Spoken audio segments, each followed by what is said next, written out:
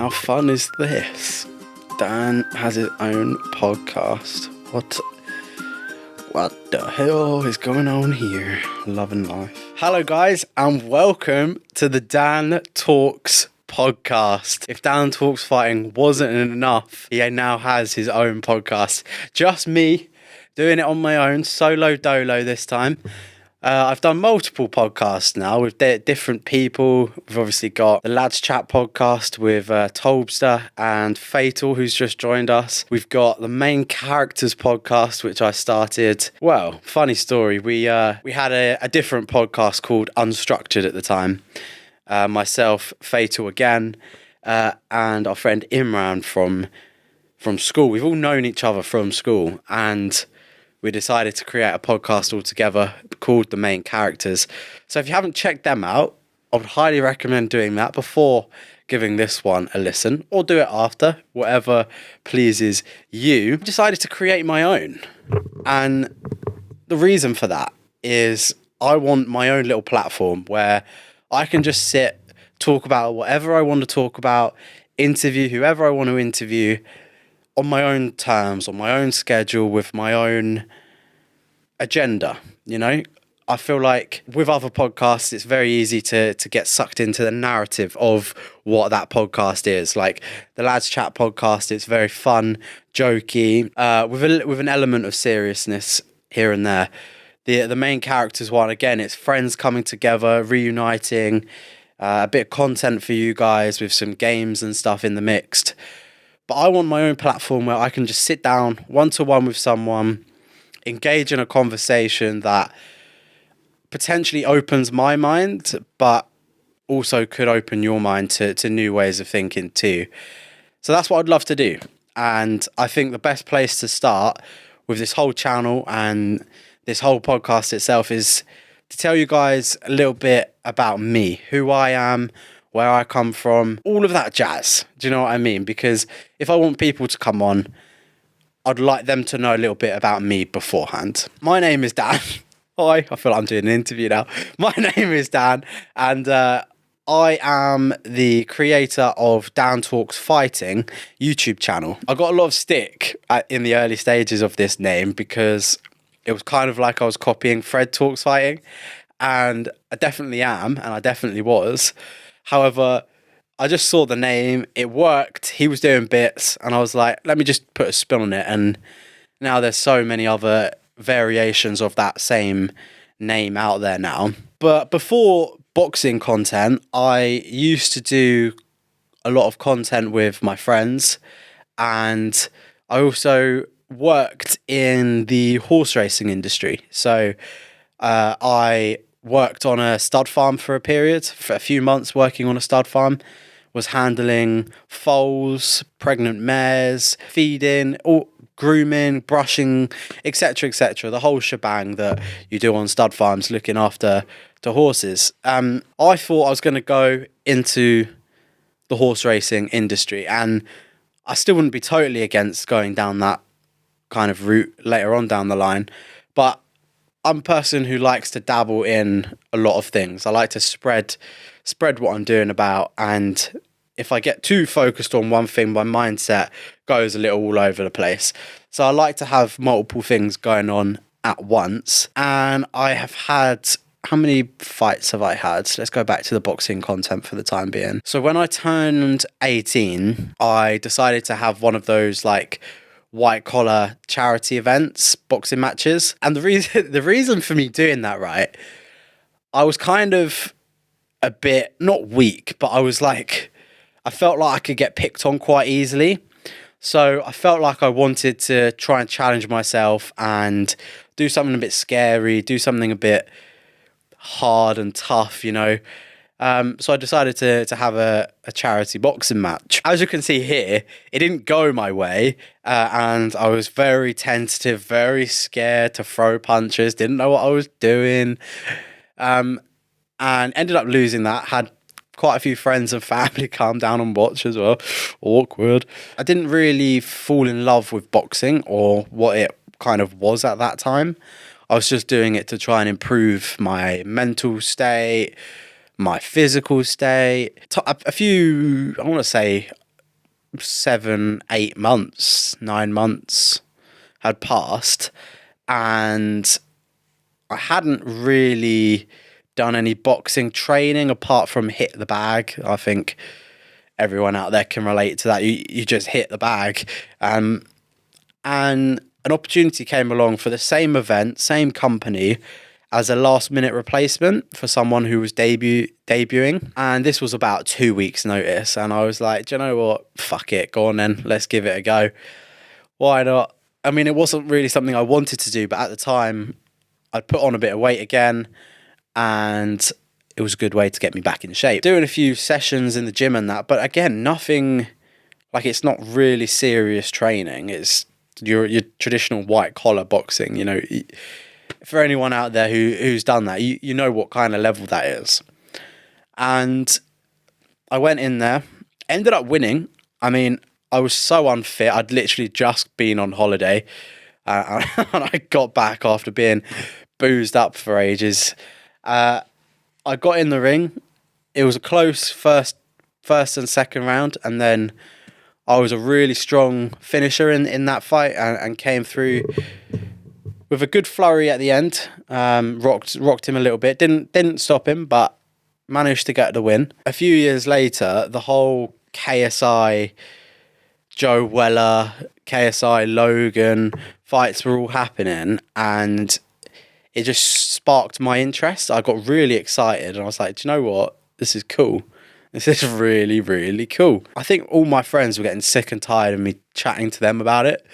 Like, they were more interested in other sports or doing other things, and I was just waffling to them for ages and predicting fights on Misfits and all of this shit that they didn't really care about. So they were like, all right, you need to try and create your own channel here because you're predicting everything, right? And you've got good knowledge on it. So make a channel on it, man, and show the world what you can do. So I then created Down Talks Fighting. Lo and behold, my second video breaking down the Jake Paul and Tommy Fury fight hit 65k on YouTube. Second ever video, and couldn't really believe it. I remember literally, because Tommy's from the UK and Jake's from the US, overnight when I was sleeping here, the views were going up because of the American audience. So I'd wake up in the morning and I'd see loads more numbers on the video. And then throughout the day, I see the numbers going up because it's like Tommy's audience then watching it. And I think even like Wade Concept watched the video and reacted to it. Problem with it is I haven't really elevated the channel since the last year. You know what I mean? It's kind of just sat there at the time being. Definitely something I want to get back into and start creating proper videos. I think I just need a bit more purpose with it rather than react to a video for the sake of reacting to a video, because to me, I just think that's a bit... I want to do a bit more than that, do you know what I mean? So it is what it is. But an opportunity then came along just after I created that channel to take part in a small creator boxing card. And it was called Small Creator Boxing at the time, now Outcasts. And I was sat there going, well, first of all, the opportunity was posted on Twitter. A tweet came up basically saying they need someone at 80 kilograms to fight. I think it was 4 weeks notice, 3 or 4 weeks notice, something like that. And I was weighing about 86 kilograms at this point, not training either. So, you know, it is what it is. But I'd said to myself that I've just got to put my name forward, show them what I can do, and try and make a name for myself. So put my name forward. I was like, I'll take it, man. I'll take it. It was against Callum Hodgkiss, the first fight on Small Creator Boxing 2. The rest is history. I had 4 intense weeks of training, and I went to my friend from school called Jeffrey Almeida, who hopefully I can get on a podcast and interview him at some point. And I went to him and I said, Jeffrey, I need to get fit, man. I need to get fit. That's it, full stop. The rest I can deal with and figure out. I need you to get me into some sort of fight condition so I can perform, semi-decent. He went, damn, mate, we got 4 weeks. What? Fine. But I'm going to push you to your limits. And boy, did he push me to my limits, man. I have never been pushed so physically and mentally in training before. All that hard work paid off because ended up getting the dub. And ever since then, life's just been crazy, man. It's been one thing from another. I'm counting my blessings, you know. I'm being gifted opportunities left, right and centre. For example, DKM. A lot of you guys know that there's now DKM Rising Stars, which is the kind of baby of DKM. They're trying to push out these small creators now, and they're giving them a platform and the facilities to do so. So it's on the fighters now to perform. But I was lucky enough to commentate on the DKM show not long ago in March with the likes of John Ryder, who's fought Canelo Alvarez, incredible fighter, he's now retired, Carla Jade, Small Spartan J, DTG, Dapper Laughs. How my name has ended up in the midst of all of these guys who have fought on Misfits, who are professional musicians, who are comedians, who are calisthenics world champions. All of this is crazy to me. Absolutely crazy to me. But all of this has stemmed from the little works and the little bits that I've done throughout the few years building up to it, that I can now start to see some rewards from it. This is the direction I ultimately want to go down, and I want to be pushing, I want to be doing all these cool things like this and presenting. Imagine me presenting. I mean, look, I'm doing a podcast, but imagine me presenting, and I just get gas thinking about it. And I think it stems from the years prior, all the work doing, for sure, but if I think back to myself 3 years ago, saying to myself and saying to my friends, we can actually do something. We can be YouTubers, we can be podcasters, we can be presenters, we can be boxers.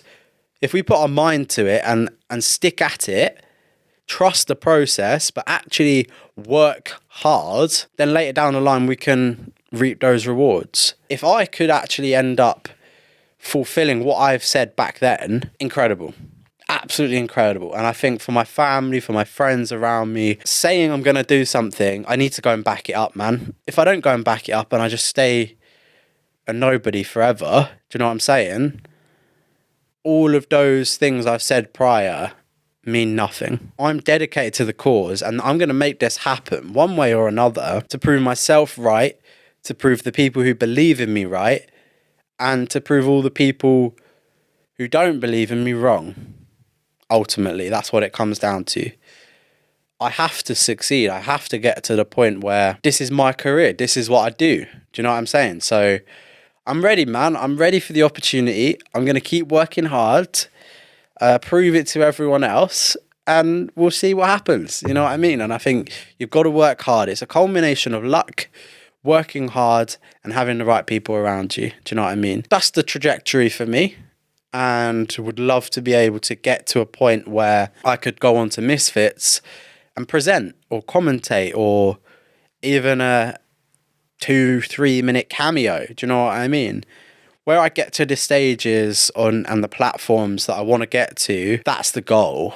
That is the goal. I'm just going to prove it to everyone, man. It's always been the case with me. Gonna just prove and succeed there, man. That's it. Do you know what? I want to do my dad proud. I really, really want to do him proud. He was the one who kind of sparked my interest in getting into horse racing all those years ago and going to work on the stud farms. He was the one who really inspired me to think outside the box and not just stick at the base level. I wanted to go into the horse racing industry, show him that I can work in there, show him how cool the industry is outside of just watching it on telly and placing a bet. Do you know what I mean? So I managed to take him to the stud farm that I worked at and show him around, show him the cool horses everywhere. We saw some retired horses in the museum. It was really cool. Do you know what I mean? And unfortunately last year he passed, and I'm still trying to recover, still trying to get my head to a space where I can think clearly, make correct decisions, all of this, and still going through that grieving process of it all. However, one thing he would not have wanted me to do was to halt or stop anything I was doing or progress that I was doing. And I'd love to do him proud. And I've never thought, difficult, man. I think for anyone who's listening and you've lost a parent or you've lost someone close to you, you can understand how it feels. And it's tough. It's so tough, man. It really is. And I think until you go through it, you never really know. And yeah, you just got to keep moving. This is the thing. I keep saying to myself, I'm trying to let myself feel it more at the minute, because in the early stages, I was very much like, okay, move. Next thing, keep your mind busy, keep occupied. Come on, let's do something else. Next thing. But I think I need to just feel it a little more, accept that it's actually happened, accept the fact that I can't just go and have a chat with him.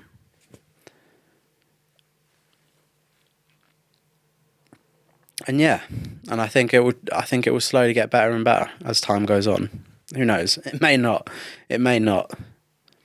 But I want to do him proud. I want to have him watching down on me up there, thinking he's giving it a right go.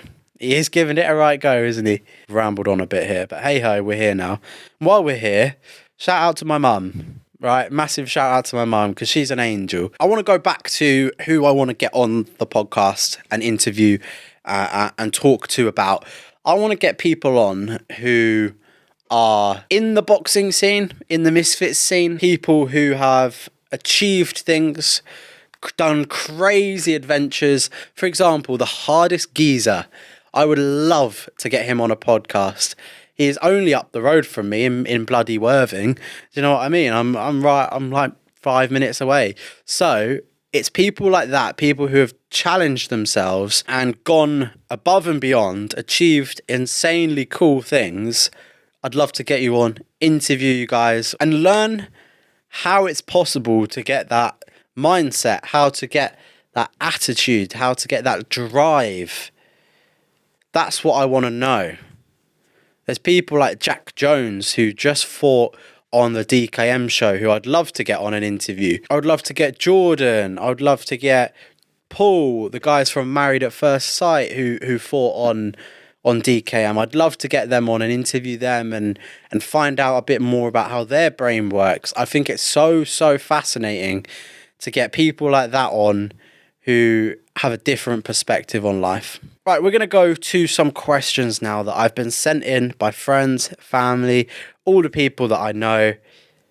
And some of them are very interesting. Let's get it. How has your perspective on the world changed over the last few years? Okay, I think when I was younger, when I was like 18 to 20, 21, I was very naive, very thought of the world, very naive. I guess that's literally the right word for it, right? Very naive, very just lackadaisical about things. I thought everything will just figure itself out. And I mean, it does. But I thought I could put less effort into things and achieve the same results, if that makes sense.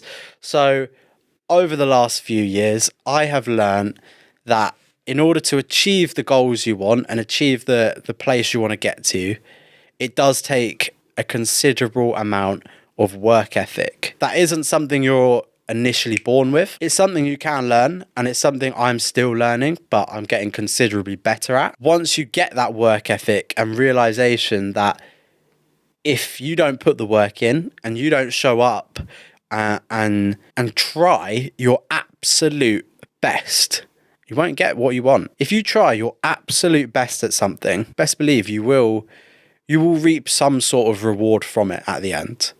called delayed gratification. Waiting to get what you want later down the line and delaying that gratification. And it's a hard concept to grasp because people want everything now and in the moment, and they want, especially in today's society, do you know what I mean? Everything is so easily accessible nowadays. So it's very easy to go and get something. But if you were to think 10 years ago, you'd have to wait to get something, or it was very much that's the way about it. So my perspective in the last few years has definitely been work ethic gets you more than you think, and it actually matters. But also in the last few years, I want to say the last few months really, since my dad had passed away in September last year, I have come to a realization that life can just be taken away in an instance. So if I don't go and get what I want to get now, or achieve what I want to achieve now, things can just change in the blink of an eye. So my mindset has been more focused recently and more on the ball to try and achieve what I want to achieve. How would you define happiness, and have you found it? This is something, when I was younger, I kind of fell in the trap to always chasing. I always wanted to chase happiness, and that be my sole focus with everything I did. However, what I quickly realized is that if that's all I was focused on, nothing else was getting improved in my life. And it also felt like I was chasing this non-existent, fleeting thing that just kept going further and further away from me. But in reality, if I just took a step back and didn't chase or pursue happiness, happiness would come from it. And I also realized that with a bit of meditation work, I could just sit there and be happy. So the pursuit of happiness is something I've switched my mind to now, and I'm not trying to be happy. If you try so hard to be happy, I don't think you'll find it. I think you need to make yourself the best version you can be for your friends, family, loved ones. Improve everything you can about yourself and have that growing mindset, and happiness exists. Circumstances that happen in life can affect it, but the more conscious I am about life, the more conscious I am about things around me, people around me, the more happy I just become in general. Happiness is a fleeting moment. I don't think it's something that you get and it stays with you forever. I think it fleets. So pursuing it and chasing it all the time is just not something that I'm consciously doing. What's one of the toughest decisions you've ever had to make? Damn, okay. It was dropping out of university. And even though I'm saying it's a tough decision, it did feel quite easy at the time. However, I was leaving behind the whole opportunity of uni, the whole experience, the whole getting a degree. I was missing out on all of that by dropping out. However, it was something that I felt was necessary at the time. You know, I wasn't happy there, even I wasn't myself there. I wasn't doing positive things there. I was being I was spiraling a bit there. I was drinking too much, spending money on wrong things, going out every night, getting really unhealthy, eating shit all the time. So I say it's a tough decision. It was more of a big decision at the time, it felt like. But in retrospect, it felt easy. It feels easy now talking about it, just because of I know that time that I would have spent there, what I've done in the midst of that, and I know how much more beneficial that was to me. Is that right for everyone? Probably not. Do I think uni is pointless? Absolutely not. I think it serves a great purpose. It just wasn't right for me at the time. How do you cope with the uncertainties of life? Damn, guys, you didn't hold back with some of these questions, I can't lie. Very, very deep and involved, but great question. Very, very good question. The uncertainties of life. I think I tend to worry and think about the things I can control. If I can't control it, giving it space and airtime in my head seems pointless to me. I can't control a lot of things in life. It's impossible. And I think the more you try to control everything around you, people around you, the worse life gets for yourself and in your brain. You congest your brain with too much if you're trying to control things. And I also don't expect anything. I think the more expectations you have of people, of things around you, of circumstances, just leads to disappointment in my head. So the way I treat the uncertainties of life is I don't give it airtime. But I practice being grateful. I don't give the uncertainties airtime. I give the gratefulness and the gratitude the center of attention in my brain. Simple things that the majority of people just don't do on a day-to-day basis. Sitting there and appreciating being able to breathe and just go, do you know what? Blessed. Life's actually chilled. Do you know what I'm saying? It's actually blessed. Whereas I think people get so caught up in the working day-to-day, okay, I've got to do this, and before you know it, life just passes them by like that. And it all comes down to, for me personally, it all comes down to being more conscious and thinking about things more. If I try and oh God, what if I died in 2 years, or what if this happens, or I don't know if I'm going to get this job, or am I going to make enough money? All of those things hasn't happened. I'm kind of thinking in a futuristic mindset, and I'm going, what if this, what if this, what if this? But if you live more on the now, how can I make now better? All the things later on down the line will happen. And I go back to when I was like 20, creating all the YouTube videos. I felt this exact pressure and feeling of, God, like I'm creating shit YouTube videos now and creating shit podcasts now, and the interviews aren't great now, my skills aren't great. How am I expected to give this a go later on down in life when I'm awful at it now? It's so uncertain. I'm just creating videos for the sake of it. But I sit here now, 4 years later, going, all of those skills I learned back then were so essential now. So essential now. It's a learning graph, and you don't see it at the time, but you're going to thank yourself later on down the line for putting that work in, for putting those things in. So I would say the way I deal with the uncertainties is just by making sure I'm working as hard as I can and appreciating everything around me while I have it, because it can be taken away in the blink of an eye, and that is the truth. And I think the more you live by that exact motto and don't get caught up so much in the day-to-day bullshit, do you know what I mean? It's so easy to get caught up in the day-to-day bollocks that start appreciating people around you more, man.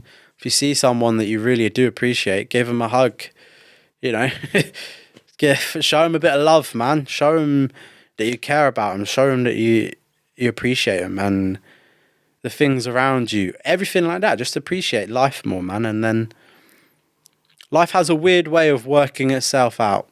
It does. Will we ever see you box again? Probably yes. Would love to box again. I would love to get back out in the boxing ring. I'm hoping that November time I can potentially fight on a DKM show. I would love to harness my skills again, and I think in the meantime I need to hone in on content and making sure everything else is flowing, going great, work on my fitness, work on the boxing craft, and then hopefully I can show my skills later on down the year. Do you have any role models? Interesting. I think it's very specific to whatever I'm trying to achieve or do. Growing up, I used to love and absolutely be obsessed with Roman Atwood. I would watch every single daily vlog he ever did for like 300 odd days. Watch all of his pranks, and then when he brung out his own podcast channel, the inner child in me was ignited, and I was so excited for that and passionate non-stop. So I think it depends in what situation. Boxing wise, Anthony Joshua, since a child, always grew up watching him. He was always a big role model. I think KSI has to be a huge one. The amount of stuff he's done and proven to people that he can do is nuts. Do you know what I mean? Absolutely nuts. And he actually reacted to a clip on the Lads Chat podcast of us not too long ago. And if my younger self had seen that back then, he would be gassed. So gassed that KSI is watching me sing his song, unreal stuff. But KSI is definitely a huge inspo, and I think he is for a lot of people. Do you know what I mean? He's now really gained that respect and credibility. I'm gonna stick with them. KSI, Roman Atwood, Anthony Joshua. I'm going to leave this as my final question for today then. It is, where do you see yourself in 5 years' time? Great question. A lot of these questions, all the questions have been great, honestly. 5 years' time, I'm going to be 29 years old. Well, by then I would hope to be living with my girlfriend, Ruby. I feel like that's plenty of time to now move in with each other. She's currently doing uni work. But in terms of career-wise, I would like to be some sort of host, presenter, podcaster, something along those lines, and fulfilling the dreams that I set out to achieve when I was 19, 20, 21, and show myself, show my friends, family, loved ones that it is possible to do something crazy like this that in their minds 20 years ago didn't exist. I would love to be able to say and be doing the things I set out to achieve when I was 20, 21. Guys, I'm going to leave it there. It's been a great first episode, a bit chaotic, but hopefully you guys at home have learned a little bit more about me, who I am, what I stand for, and the trajectory I want to go with content creation, boxing, influencer boxing, the whole shebang. So if you have enjoyed, please do hit the like button, hit the subscribe button while you're there, and drop a comment. Which guest would you like me to interview on the next episode or future episodes? I have a few in mind, but I would love to hear your guys' thoughts on who I should interview and who you'd like to see on the Dan Talks podcast. Thank you guys for watching, and I will catch you on the next episode. Take care.